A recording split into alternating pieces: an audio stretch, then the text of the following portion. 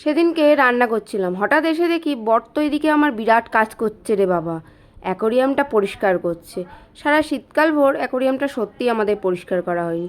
সে ভালো কথা অ্যাকোরিয়াম পরিষ্কার করছো, তোমার পিছন কেন ভেজা? হ্যাঁ হ্যাঁ, কী গো, বলো বলো, তোমার পিছন কেন ভেজা? তুমি কি বিছনায় হিসু করে দিয়েছো নাকি? আরে ভগবান, তাড়াতাড়ি বলো, সেগুলো তো আমার আবার রোদ্দুরে দিতে হবে। এই কথা শুনে বর তো আমার খানিকটা রেগেই গেল, রেগে বাড়ি ছেড়ে চলেই যাচ্ছিল। ও, না না না, অ্যাকোরিয়ামের জলগুলো গাছে দিতে যাচ্ছিল।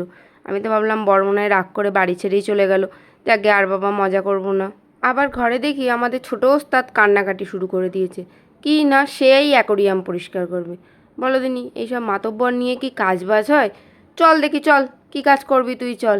বলতেই অ্যাকোরিয়ামের পাথরগুলো নাকি ওকে সব নামিয়ে দিতে হবে। এই সব ঝামেলা সহ্য করা যায় বলো তো? এদিকে আমি করছি রান্না, রান্না করব না এদের এই সব সহ্য করব?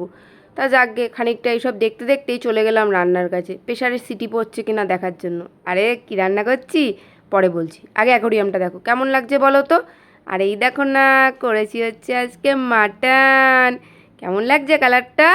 যদি ভালো লাগে একটা লাইক করে দিও। আর আমার ভিডিও যদি তোমাদের ভালো লাগে তাহলে আমার চ্যানেলটা সাবস্ক্রাইব করতে কিন্তু একদম ভুলো না। চলো আজকের মতো টাটা, দেখা হবে পরবর্তী নেক্সট